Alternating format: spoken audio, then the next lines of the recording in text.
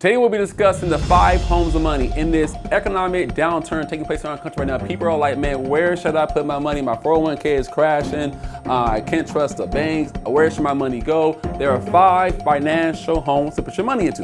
Sold out service, and you know we've been working. We serving, we earning.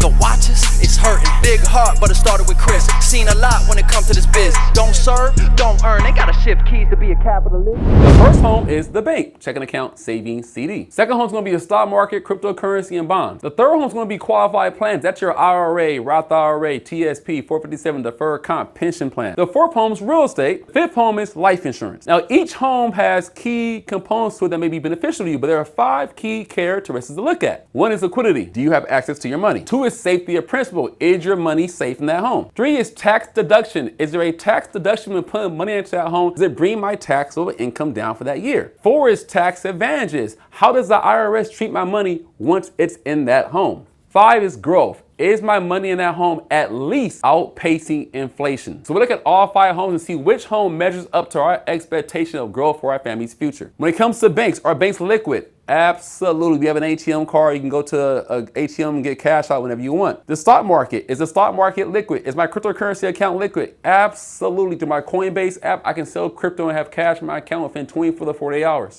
Is my qualified plan liquid? My 401k, my pension, my TSP, IRA. In nature, it is not. I can borrow money from it, but it has to be paid back. If I put out money out prematurely, I'm paying 10% federal penalties.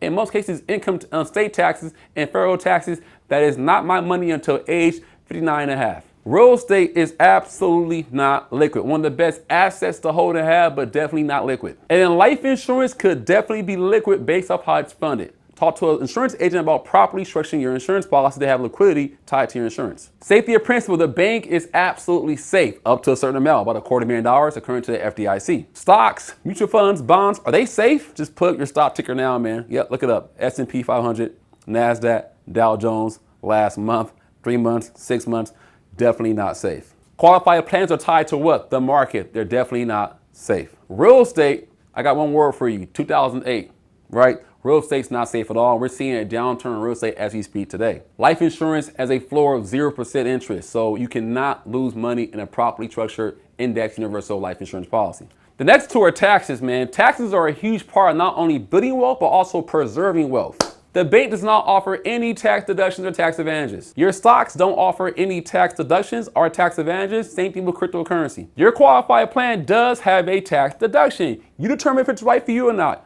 I'll give you a simple example. Take $100,000, put 20K into a 401k, brings your taxable income down to $8,000, therefore allow you to pay less in taxes on less income for that year. That's a tax break, right? You may say, well, Chris, I'm not a fan of that because I'm gonna get taxed later in the future when taxes are higher. So there's a tax break today, but if you agree, like I agree, that taxes are going up every single year in our country, you're setting yourself up in a position to build wealth in your 30s, 40s, 50s, early 60s, retire later in life, and pay taxes at a higher tax rate. So you may say, Chris, I'm aware that I have a Roth IRA or a Roth option on my 401k. The Roth says, hey, tax me today while taxes are lowered. That's a tax advantage because my money grows tax-free. The only challenge is you have limitations on what you can contribute to it, up to $6,000 a year, and you can't make a certain amount of income to qualify for it. So it's great for some Americans, but not all. When it comes to real estate does not offer any tax deductions. I hear people say all the time, hey, Chris, I get a tax break for real estate. You get tax advantages. Once you own the real estate property, there are advantages. You can write off the interest, write off the interest in your mortgage, write off the taxes. So there are some great advantages to owning real estate. Life insurance does not offer any tax deductions. Now, if you're a C Corp, different story, but for the average consumer, there is no write-off for owning an insurance policy. But there is a tax advantage for the cash value that's in a life insurance policy. Look up tax code 7702 on how that works. And the last one here is growth. Does it outpace inflation or at least have the potential to do so? The bank does not outpace inflation. The stock market, your cryptocurrency accounts absolutely outpace inflation. Qualified plans outpace inflation. Real estate market definitely outpaces inflation, and life insurance also outpaces inflation with growth. So looking at all 5 homes here, guys, banks have a score of 2 out of 5. Banks are good for 2 things, liquidity and safety. The stock market and crypto have a score of 2 out of 5.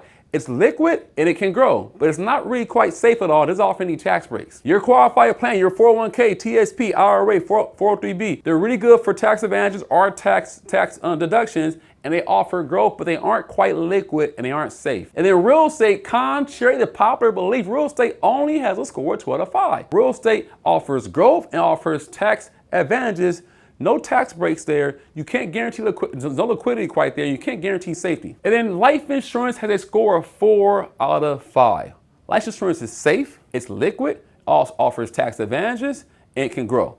Who would have thought that life insurance could be the best home to build wealth in? If you ever get a chance, look up something called BOLI, B-O-L-I, bank-owned life insurance. Why does your bank have so much life insurance? Bank of America, Wells Fargo, Chase, Truist Bank. Why are they putting cash into insurance?